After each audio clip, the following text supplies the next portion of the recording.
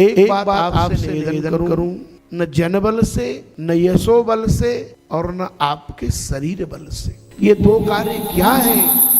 का एक संत का दर्शन और दूसरे भगवत कथा का श्रवण। यह जब भी होता है तो भगवान की कृपा बल से ही संभव होता है। ये भगवान की कृपा से हो रहा है।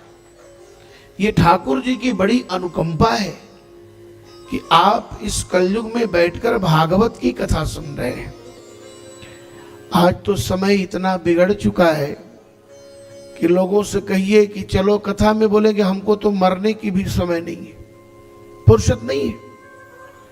लेकिन आज माताओं का उत्साह मैंने देखा, बहनों का उत्साह मैं देखा, शोभा यात्रा में इतना चढ़ बढ़ करके। और ये लोग ना होती तो फिर ये धर्म भी नहीं होता। क्योंकि जयशंकर प्रसाद कामायनी में लिखते हैं, नारी तो केवल श्रद्धा है। मैं तो ये बात दावे के साथ कहता हूं कि ये भारत जो है यह पुरुष प्रधान, भले ही आज का समाजशास्त्र, सोशियोलॉजी या ये सिविक्स पढ़ाए, लेकिन ये भारत पुरुष प्रधान नहीं है, ये भारत तो मातृ प्रधान है। क्योंकि भारत ही विश्व का ऐसा देश है भूमंडल पर जिसमें माता शब्द लगा हुआ है।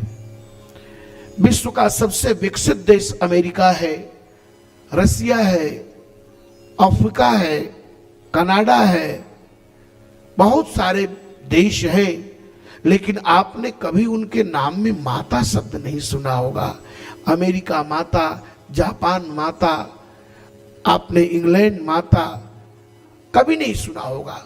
लेकिन भारत ही एक ऐसा राष्ट्र है जिस राष्ट्र के नाम में माता शब्द का प्रयोग। ये भारत माताओं का देश है, भारत शक्ति का देश है, भारत भक्ति का देश है और भारत मातृशक्ति का देश है। इस देश में भगवान आते हैं।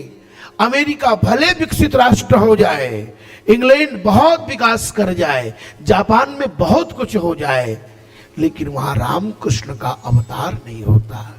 जब कौशल्या की गोद पुकारती है, जब माता देवकी की गोद पुकारती है, तो भगवान साकेत से, गोलोक से, बैकुंठ से सब कुछ छोड़कर दौड़कर आकर और उनके गर्भ में विराज जाते। इन माताओं का इतना बड़ा पुरुषार्थ, इन माताओं का इतना बड़ा समर्पण आज मैं शोभा यात्रा में देखा, बहुत अच्छा लगा।